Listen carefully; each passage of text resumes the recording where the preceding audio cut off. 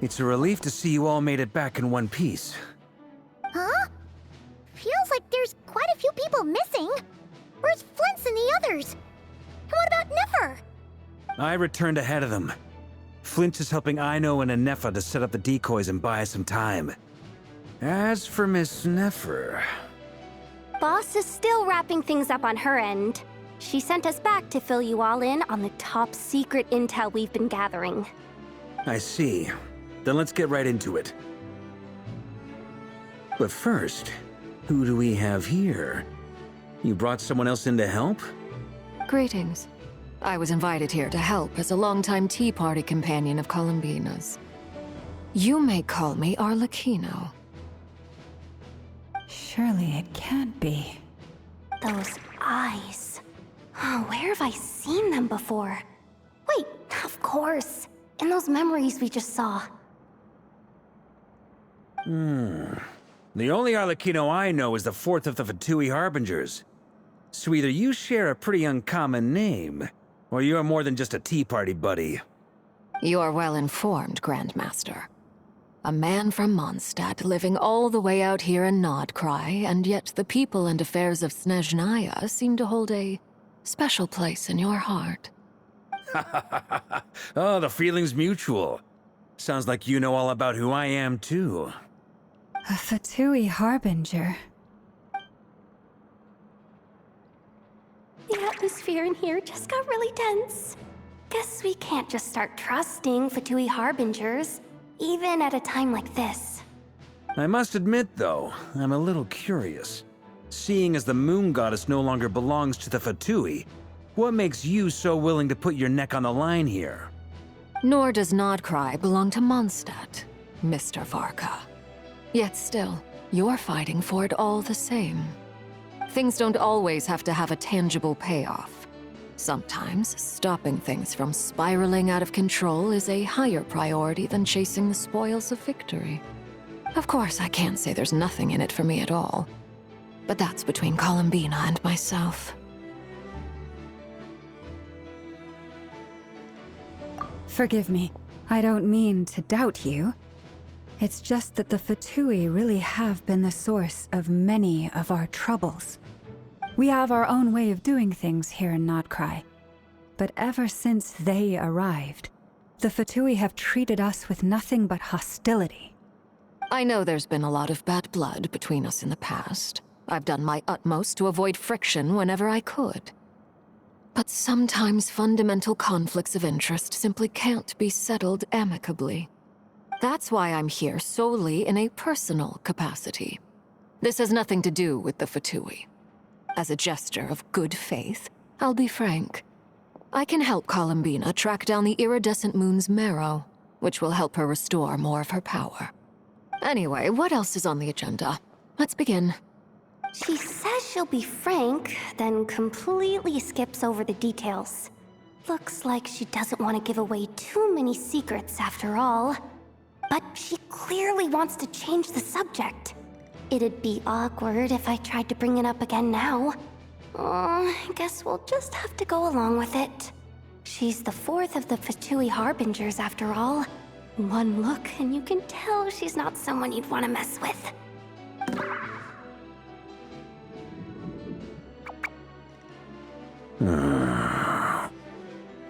Well, since Miss Arlecchino sounds confident in her ability to handle that, we'll proceed to the next topic. Yehoda, time to share that top-secret intel. All right, listen up, everyone. First, we now know that Rerir was originally a Conrian secret agent whose primary mission was to hunt down and assassinate the so-called Dregs of the Crimson Moon. The Dregs of the Crimson Moon? In the memories, there was a lot of talk about the Crimson Moon and Eclipse, and a whole bunch of other stuff from the time of Conria.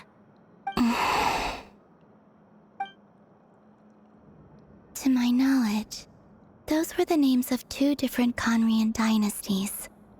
Long, long ago, it is said that the people of Conria worshipped the Crimson Moon, drawing a mysterious power from its reflection. But one day, a coup saw the Crimson Moon eclipsed, hence the name of the new dynasty that replaced it, and how it became the new emblem of Conria.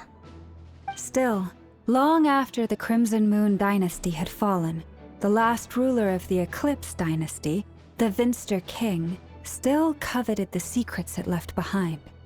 So, he sent the Rehir of Solnari to secretly hunt down the Crimson Moon's few remaining followers. In those days, Rerir showed no signs of madness. In fact, he was as normal as any other person. Oh, and he had a fiancé, or at least a would-be fiancé, called Tholindis. What's the matter?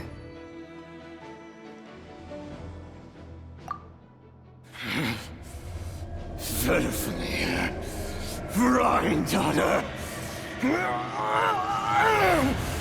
Flinders.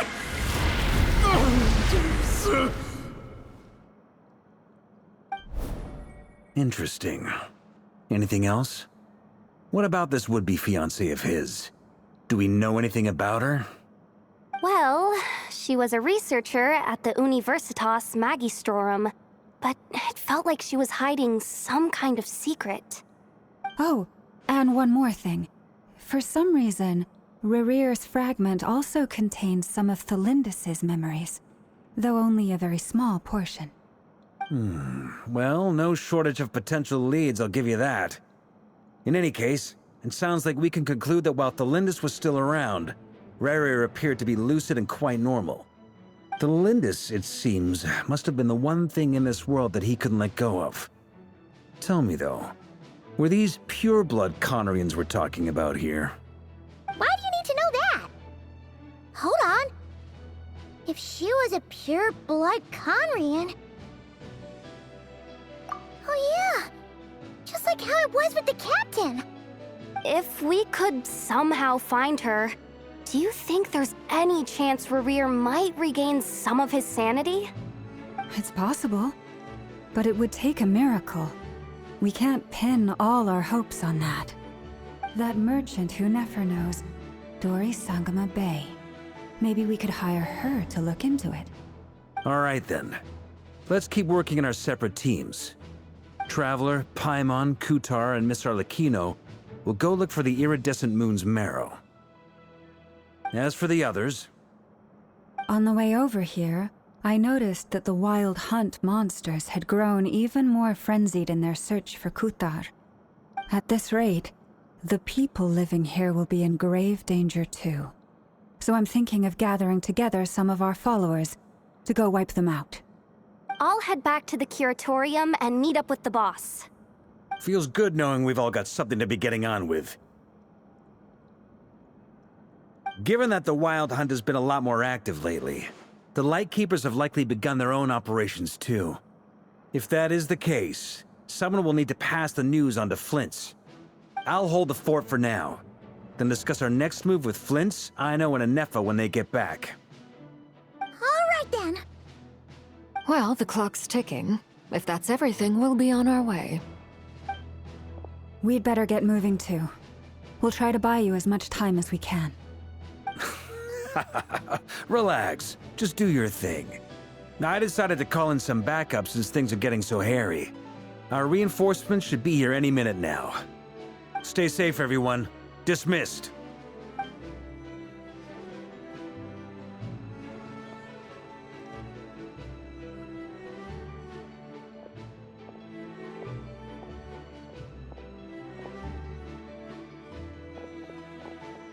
We're back.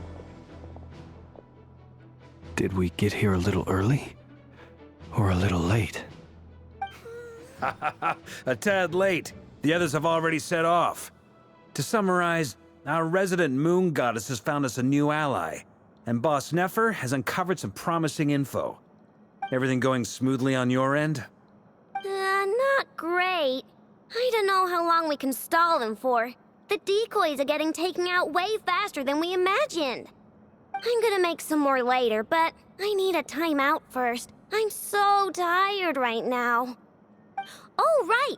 Inefa, could you fill in Uncle Varka on what we just discussed with Flint's? Sure. Uncle Varka, you previously told us about how when you went to investigate a source of the Wild Hunt in Amsvartnir, you discovered that it was just a diversion. But according to Flintz's intel, several outbreaks of the Wild Hunt had already occurred in Nodcry in the period leading up to that. That was before Rerir had regained his body, when he was far from regaining his full strength. In other words, in theory at least, he still lacked the means to act in two places at once. Flintz, with everything that's been happening, the Lightkeepers across Nodcry are rallying to fight back against the Wild Hunt. They're gonna need your help. I know, I'm sure you're capable of coming up with something far more effective than decoys. But for now, you should stay here and get some rest. And Effa and I will head back over to Amsvartnir to see if there's anything I missed. I told you Uncle Varka would say that, didn't I? A deal is a deal. Not a word about my snack intake for the next week. Database updated. Reliability of Aino's predictions increased. What does that mean?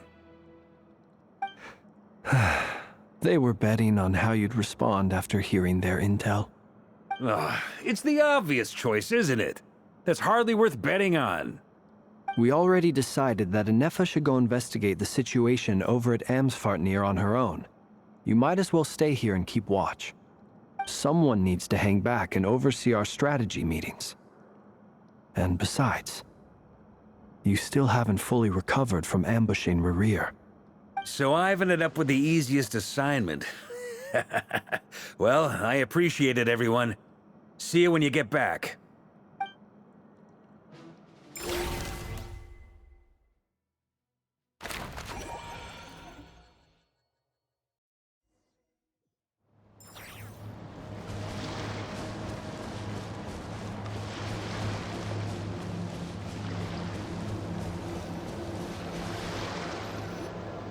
Here, this will serve as a good spot to cross over. Arlecchino, hold up a second! Since you brought us all this way, would you mind telling us what you've got planned? We still haven't got the slightest idea what's going on here. And if even Columbina doesn't know where the iridescent moon's marrow is, how do you? Simple. Because I am an inheritor of the royal bloodline of the Crimson Moon. And one of the last surviving embers of the Two Worlds' flames. Huh? Are you serious? Isn't you're a descendant of that Crimson Moon dynasty we were just talking about? The one from ancient Conria? Your surprise is understandable. I was also taken aback when I first learned of it. But the more I thought about it, the more I realized the signs had been there all along. When I was young, I discovered I could wield a very special kind of fire. It coursed like blood through my veins and smoldered away inside my nerves. What's more, whenever I experienced strong bursts of emotion or drew too deeply on this power, it was like some kind of presence within the fire would begin to gnaw away at me, consuming me from the inside out. Exactly. That is why my hands are like this, too. At first, I saw it only as a curse, but once I became a harbinger, the Jester apprised me of the truth. Together with my own investigations over the past few years, there are several things that I have gradually come to understand. For instance, take the so-called Crimson Moon. In truth, it is nothing more than the shattered remnants of the iridescent moon, fused with the abyss to prolong its lifespan. Since this blood flame was bestowed upon me by the Crimson Moon, it is a fusion of the iridescent moon's former power and the corruption of the abyss. You all understand the nature of the abyss well enough. I draw upon its power, and in return, it hungers for my soul. This strange blackness is the mark of corruption it has left behind. If I recall correctly, you once told me that if the corruption ever made it to your heart, you'd become a completely different person. Yes, and that's the reason I'm always careful not to push my power too far. It's essentially a never-ending tug of war. Whew. Sounds intense. Anyway, the rest of my story can wait. Is there anything else about the Crimson Moon or the Iridescent Moon that you're unclear about? Paimon has a question. So, the Crimson Moon that the Karians used to worship was actually the Iridescent Moon, right? Which was one of the three Moon Sisters. Does that mean that the Karians were to the Crimson Moon as the Frost Moon Scions are to the Frost Moon? So much of that history has been lost. We have no way of knowing exactly what they were like. But I would suspect that the Conrians weren't as devout in their moon worship as it might appear. The iridescent moon's remains simply served as their link to the Abyss. Later on, perhaps someone discovered a way to make direct contact with the Abyss. Or maybe there was some kind of ideological divide. Either way, a dissenting faction staged a coup and drove out the royal heirs of the Crimson Moon dynasty. Still, even with the dark sun looming high overhead, the Crimson Moon's glow never truly faded. If you want living proof, it's standing right before you. The first time we met, I sensed something familiar in your presence. When I looked at you, I felt I could see that mysterious red moon in the corner of my eye. In your flames, I saw its broken image, surrounded by a strange black aura. Well, I appreciate that you kept it to yourself. Much about the Crimson Moon is still a mystery, and I'd prefer not to end up as the object of an insane research project. Anyway, time is against us here, so if there's any other questions, they'll have to wait. I just want to make sure I've got one thing straight. In her letter, Sandrone mentioned that since you are unable to contain the iridescent moon's marrow yourself, you intend to leave it in my custody. Correct? That's right. For now, it's the only way I can pay you back for your help. The iridescent moon is already part of who you are, so with its marrow in your possession, you'll be even more powerful than before. Deal. Then let's get started. Get what started? What does this place have to do with the Crimson Moon? When I first became a Harbinger, the Jester gave me a book called Paranhari, also known as Leobranto Inamorato. You should be able to buy a copy next time you're in Fontaine. It's a love story set in the Crimson Moon era. But setting aside the tangled romances of its characters, it also records a few interesting details. In the Crimson Moon era, or so the story goes, there was an orphanage that received children from beyond the bounds of this world, and subjected them to a peculiar induction ceremony. Beyond the bounds of this world? For real? And what kind of induction ceremony? The Crimson Moon sages looked beyond this world for beings with powers that surpassed the gods. But fearing they might lose control, they subjected these children to a process of refinement. They made these children crawl up a fireplace and kept asking them, "Have you died? Did you see it?" Until they finally admitted to having died and seen a crimson moon. The adults embraced the children who passed the ritual, telling them, "Within the fireplace, you have traversed the flames between two worlds. Here and now, you are born anew." The book leaves much unsaid, but I suspect that this was their way of branding the children they had enrolled, leaving an indelible mark upon them so that they would forever live in the Crimson Moon's light. That explains why I can't sense the Crimson Moon's marrow in this world. It makes sense that it would be sealed in a special space that can only be accessed temporarily through some kind of ritual. But there's no fireplace here. Do you see a chimney anywhere? Oh, are we supposed to build it ourselves? Okay, fine. Paimon will go find some bricks. That won't be necessary. The fireplace is purely symbolic. The key to the ritual is crossing the flames between two worlds. In other words, the flames that burn within me. Those burned away by such flames leave behind a kind of ghostly afterimage in the world. In the days of Conria, people believed they could be used to bridge the gap between the two worlds of life and death. In short, I can open a passage to that space for you. That's the easy part. The catch is I'll need to stay on this side to keep the passage open, so I won't be able to come with you. Once you're inside, you'll have to find your own way. Very well. Then I'll open it up. Traveler, spare me a little more moonlight if you would. I may need it.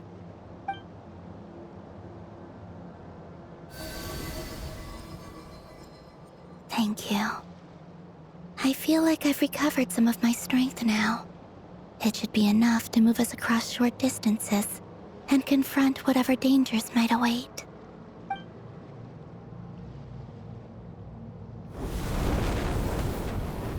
Mistress of the seven hues of ages past, great mother of the present, crimson-clad sovereign of the two realms, by fire severed, by fire renewed, I offer myself now and beseech your descent.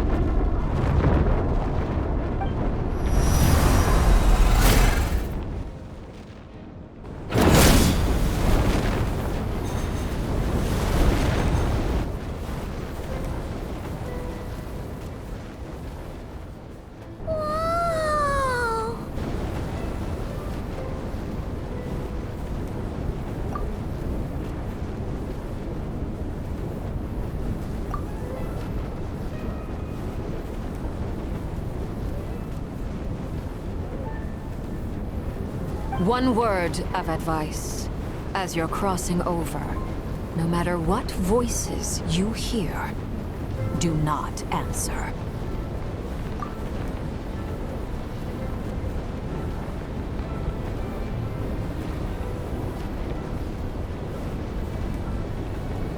Got it. I sense a sinister gloom inside, but also the familiar light of the moon.